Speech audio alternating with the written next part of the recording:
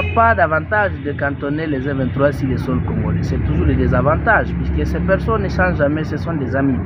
On peut les cantonner aujourd'hui, demain, après-demain, ils vont changer les racontars et changer leur langage. Pour nous, nous pensons que les précantonnés près de la ville de Goma, c'est les faciliter leur manière de vouloir attaquer la ville de Goma.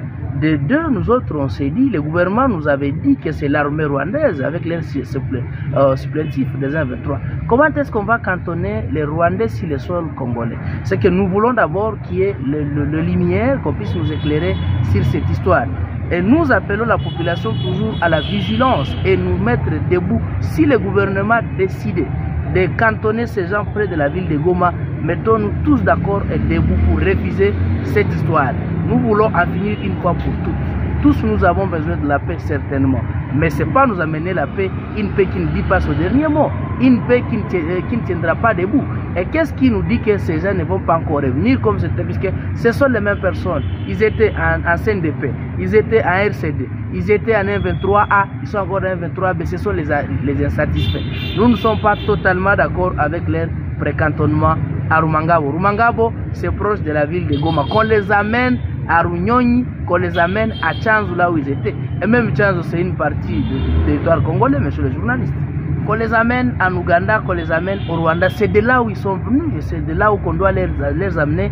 Si c'est les Congolais qui sont dedans, on va maintenant rapatrier les Congolais ici au Congo. Mais qu'on les amène d'abord à l'extérieur de la RDC, et c'est là où on va trier qui est Congolais, qui n'est pas Congolais. C'est maintenant que les Congolais vont rentrer chez nous et les étrangers vont rester chez eux. Parce que chez eux, c'est au Rwanda, c'est en Ouganda. Si on parvenait à les amener à l'extérieur du sol congolais, nous soutiendrons ce processus et nous allons encourager même le gouvernement congolais. Mais si on les amène ici, on les cantonne sur le sol congolais, nous ne sommes pas totalement d'accord. C'est que nous serons en désaccord avec le gouvernement congolais. Les cantonner ici, on va risquer de donner la nationalité d'une manière indirecte à ces agresseurs, ceux-là qui vont partir de l'M23. C'est que la solution, la meilleure solution, c'est de les amener au Rwanda, c'est de les amener en Ouganda, voire même ailleurs. Et puis là, on va trier qui est Congolais, qui n'est pas Congolais. Les Congolais vont venir ici et on doit aussi les poursuivre pour les crimes qu'ils ont commis ici chez nous. Ils ont trahi la République, c'est pas la République seule, ils ont trahi même leur propre famille. Ils ont trahi la maman nationale qui est le Congo. Et on ne peut pas accepter de vivre ensemble avec ceux-là qui ont violé nos sœurs, ceux-là qui ont violé nos mamans, ceux-là qui ont violé même les petites filles. On ne peut pas accepter, monsieur le journaliste. Nous voulons qu'il y ait une solution une fois pour toutes. Et la solution, qu'on les amène de là où ils sont venus. Ils sont venus de l'Ouganda, ils sont venus du Rwanda. Qu'on les amène soit au Rwanda ou bien en Ouganda.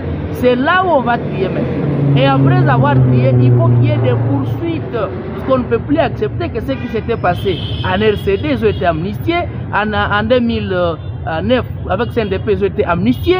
En 2013, ils ont été amnistiés. Il faut encore amnistier ces gens au nom de la paix. Non, on ne peut pas accepter que les droits de l'homme puissent continuer à être violés, bafoués, et puis récompenser ceux-là qui violent ces droits de l'homme. Il est grand temps que nous prenions tous conscience. Et que ce soit nos autorités, que ce soit la population, tous nous avons un devoir de protéger les Congos. Et protéger les Congo, c'est éviter des fantaisies lorsqu'il s'agit de la question nationale.